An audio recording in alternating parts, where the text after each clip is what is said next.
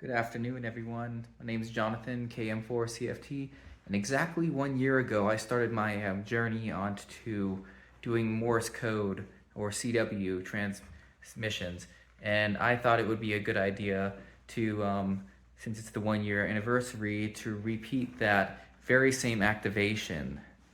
So, as a celebration for this 1 year anniversary, I'll be taking y'all on a ride to Chatfield State Park, and then we will get on to activating. Same style, same way.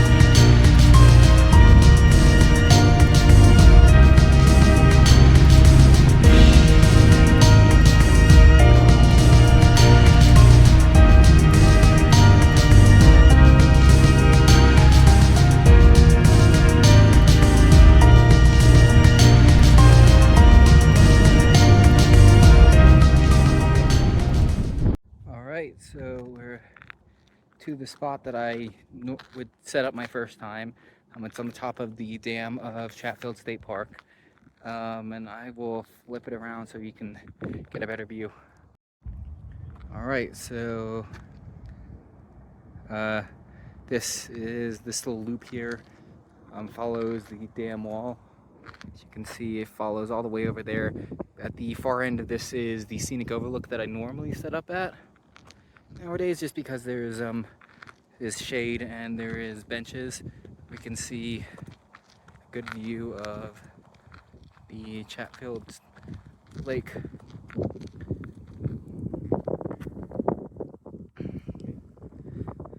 And the path that I had taken is the Highline Canal Trail. I had to take a little detour because there's a construction project that blocks the main crossing of Highline Canal. It'll be done next year. But let's go on to our setup, and I'll get everything set up after that. So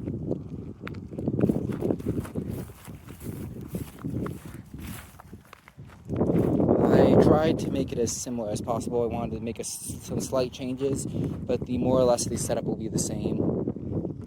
So my first setup was a QCX Mini, the 20 meter, which you've seen if you've seen my third activation video. That's the same QCX, and I just used some headphones with it my first time. I compared it with my K6ARK EFHW half-wave antenna.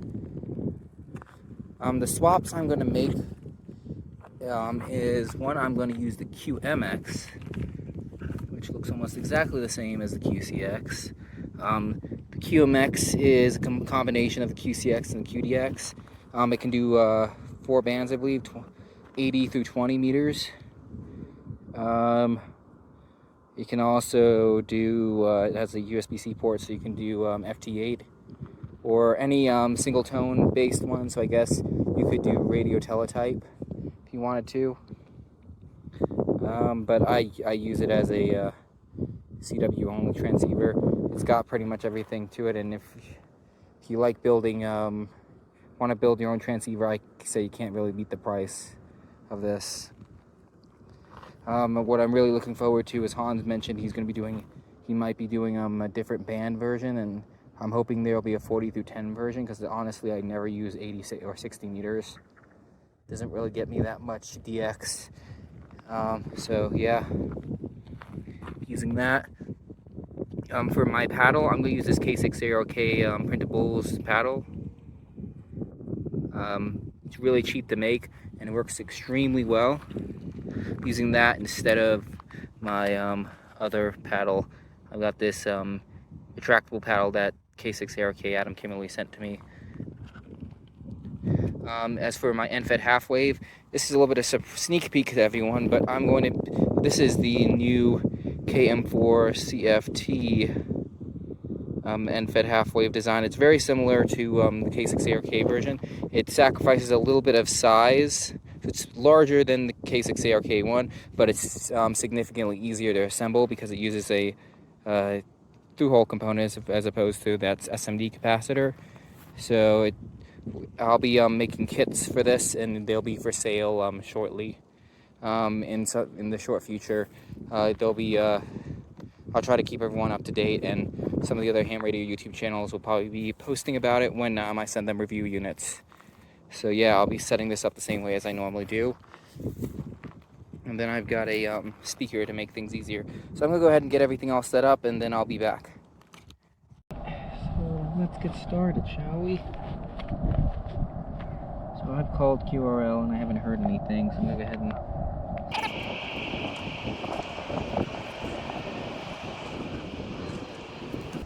Alright, I've spotted myself, so let's get started.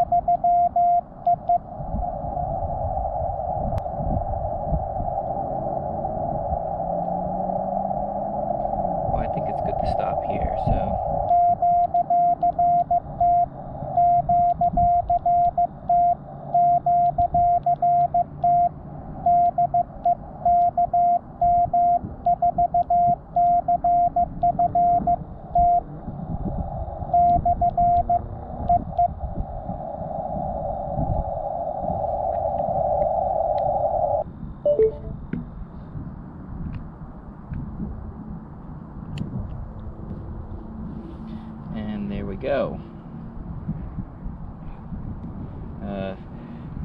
That was the 1-year anniversary of that, and I feel like I've learned quite a bit on my CW journey, starting off a year ago from today. Honestly, my CW wasn't very clean today, and this is also the first time I'm using this key, this paddle, and whatnot. Normally I use my other radios other than this, so I tend to have a little bit of an easier time. Not to say that any of this is bad equipment, it's just that so sometimes these more inexpensive radios can be a little bit more challenging than if you were to buy a fully functional radio. So like the 705 is obviously going to perform significantly better than the QCX or QMX, but it's also 13 times more expensive, so you can't really blame it, or 26 times if you want to count the QCX, but I digress. And I'm, for everyone who has worked with me over the past year, I just want to say thank you to everyone who's helped me on my journey to this. It's been a lot of fun, and I will continue to be doing parks on the air, and hopefully I'll do some more videos. I kind of dropped the ball on that. I hope I have a straight key, and I want to try doing a straight key activation and show you guys that. I have very little experience using a straight key, but I thought it'd be fun to show that off once. And also there's some other things I'd like to do. I have an FTDX10 I've taken out in the field a couple times, and I'd like to show that off. And maybe some of the other radios in my field collection that I've collected over the past year, I will show them off too. And with that, I think I'll go ahead and call it quits for the day and say thanks to everyone, 7-3, and thanks for watching.